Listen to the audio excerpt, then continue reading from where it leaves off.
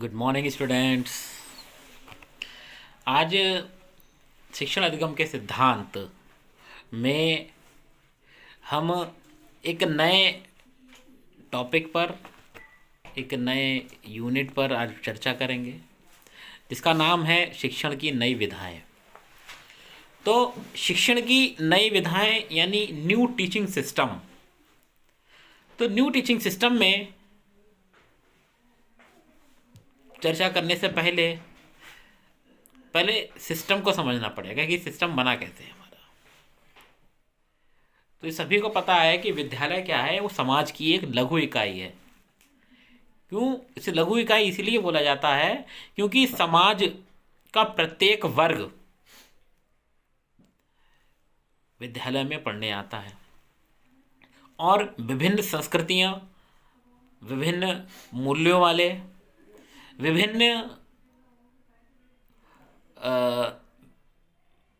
व्यक्तिगत दर्शन के जो विद्यार्थी हैं वो इस विद्यालय में जुड़ते हैं और जिनसे जो है वो आपसी चर्चा करते हैं और विद्यालय के द्वारा बनाए गए नियमों का अक्षरशः पालन करते हैं।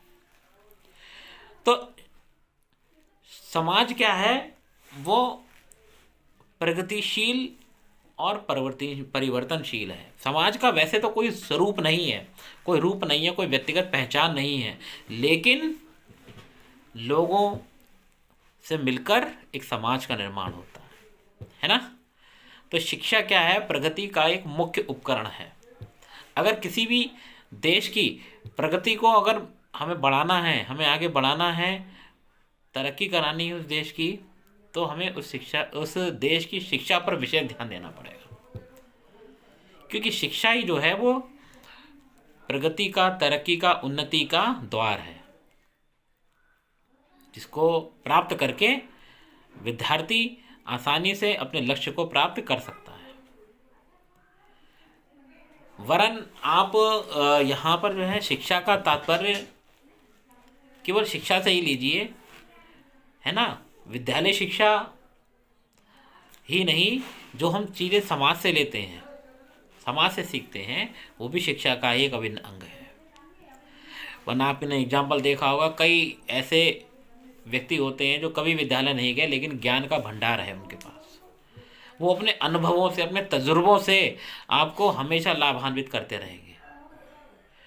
ठीक, वो ऐसा इसीलिए क्योंकि उन्होंने उस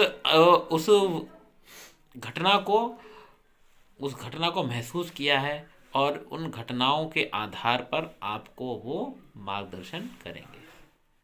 ठीक, इसके साथ साथ जैसे जैसे समाज की मांग, मूल्य, आवश्यकताएं, मान्यताओं में परिवर्तन होता है, ठीक वैसे वैसे ही इसके उपकरणों में भी, शिक्षा के उपकरणों में भी परिवर्तन होना स्वाभाविक है। दूसरे शब्दों में अगर हम बात करें कि अपने को अद्यतन, अद्यतन का मतलब अपडेट, अद्यतन, समकालीन तथा उपादेय बनाने के लिए शिक्षा की शिक्षण प्रविधि में परिवर्तन करते रहना है।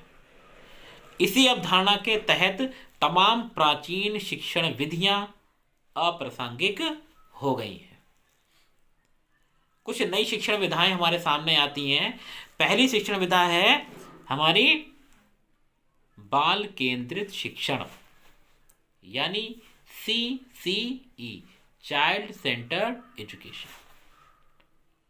ये अक्सर बड़ा प्रश्न पूछा जाता है कि CCE का पूरा नाम क्या है, तो चाइल्ड सेंटर्ड एजुकेशन, CCE। और बट हम यहां बात कर रहे हैं CCT की, यानी बाल केंद्रित शिक्षण, चाइल्ड सेंटर्ड टीचिंग। तो सभी जानते हैं कि शिक्षा क्या है, एक त्रिआयामी है। त्रिआयामी यानी ट्राइपोलर। ट्राइपोलर ये अवधारणा किसने दी है, जॉन डीवी। उन्होंने बताया है कि शिक्षक और शिक्षार्थी को जोड़ने का काम कौन करेगा, पाठ्यक्रम। ठीक, तो शिक्षा क्या है, एक त्रिआयामी ध्रुव है। ठीक, जिसमें छात्र, शिक्षक, शिक्षक यानी किसी भी स्वरूप का हो सकता है, तथा शिक्षण सामग्री यानी सूचना, लेकिन सबका संयोजन व क्रियान्वयन जिसको केंद्र मानकर, अर्थात संपूर्ण विषय वस्तु, पाठ्य वस्तु जिसके विकासार्थ, हितार्थ संयोजित व संचालित किया जाए वह केंद्रित कहलाता है। आज इसका केंद्र बालक को मनोवैज्ञानिकों ने निरूपित किया है। प्राचीन समय की अगर हम बात करें तो प्राचीन समय में शिक्षा जो है वो गुरुओं के इर्द गिर्द घुमा करती थी। गुरु एक उच्च आसन पे बैठ जाते थे और व्याख्यान विधि के माध्यम से उपदेश देते थे और शिक्षा उनको सुनकर मनन करता था। ठीक है, व्यक्तिगत विभिन्नता उस समय भी थी, लेकिन बालक की इस क्वालिटी, इस या सीमा को नजरअंदाज करते हुए शिक्षक सभी को एक जैसा ही उपदेश देते थे। इसमें कुछ तीव्र बुद्धि वाले बच्चे होते थे जो तुरंत बात को कैचअप कर लेते थे, कुछ मंद बुद्धि के होते थे, उन्हें बार बार याद करना पड़ता था। यानी हम यह कह सकते हैं कि प्राचीन काल में रटंत प्रणाली को विशेष स्थान प्राप्त था। अब चूंकि समय बदला है तो आज के समय में क्या रटंत प्रणाली उतने कारगर है? नहीं है। तो इसीलिए मनोवैज्ञानिकों ने शिक्षा को शिक्षार्थी केंद्रित ना मानकर बाल केंद्रित माना। ठीक है। अच्छा, प्राचीन समय क्या होता था कि बच्चे को अगर याद नहीं कर पाते थे तो गुरु उनको दंड देते थे समय समय अनुसार। वैदिक काल में दंड क्या रहता था? गुरु शिष्य से बात नहीं करता था, अपने से दूर रखता था, एक दिन का उपवास करने का दंड देता था। दूसरा, जब बौद्धकालीन शिक्षा आई तो बौद्धकालीन शिक्षा में मठों से निष्कासित कर दिया जाता था। तीसरा, जब मुस्लिम कालीन शिक्षा आई तब मुर्गा बनाना, दंड देना, इस तरीके के उठा बैठक लगवाना, इस तरीके की जो है या छड़ी से पिटाई लगाना, इस तरीके का शारीरिक दंड देना शुरू कर दिया, क्योंकि उनका मानना था spare the rod and spoil the child, कि बच्चा डंडा छूटा और बच्चा बिगड़ा। लेकिन जैसे जैसे समय बदलता गया, चीजें बदलती गई, लोगों के विचार बदलते गए और लोगों ने यह अनुभव किया कि शिक्षा बच्चों के लिए होनी चाहिए, ना कि बच्चे शिक्षा के लिए होने चाहिए। तो इसीलिए बाल केंद्रित शिक्षण का प्रावधान है। तो एक नई शिक्षण विधि हमारे सामने आई है, शिक्षण की एक नई विधा, वो है हमारी बाल केंद्रित शिक्षण। तो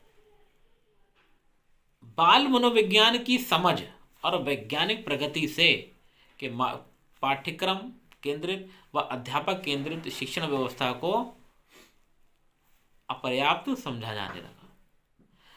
कितनी भी विडंबना रही कि जिसके लिए शिक्षण व्यवस्था है तथा जिसे सीखना है उसके मनोभावों, क्षमताओं और को महत्व नहीं दिया जा रहा है, बल्कि उसकी सूचना ही नहीं ग्रहण की जा रही है और शिक्षण व्यवस्था फिर भी चालू है। तो इसी विडंबना से मुक्ति हेतु मनोवैज्ञानिकों ने शिक्षा व शिक्षण की संपूर्ण प्रक्रिया को बालक को केंद्र में स्थापित करके किया और बाल केंद्रित शिक्षण युक्ति के रूप में इसको व्याख्यात किया। तो संपूर्ण शिक्षण प्रक्रिया में सीखने वाले बालक को केंद्र में रखकर शिक्षण होता है। बालक ही महत्वपूर्ण है और जिसके लिए संपूर्ण शिक्षण उपक्रम किया जाता है, ऐसी अवधारणा को स्वीकार करके सीखना, शिक्षण करना बाल केंद्रित शिक्षण कहलाता है। ठीक है, तो आज के लिए इतना ही। कल हम बात करेंगे बाल केंद्रित शिक्षण के सिद्धांतों पर। ठीक, कि वो कौन कौन से सिद्धांत हैं जिसके आधार पर जो हमारा जो CCT पैटर्न है वो शिक्षण की नई विधा में शामिल किया गया। तो आज के लिए धन्यवाद। Thank you class.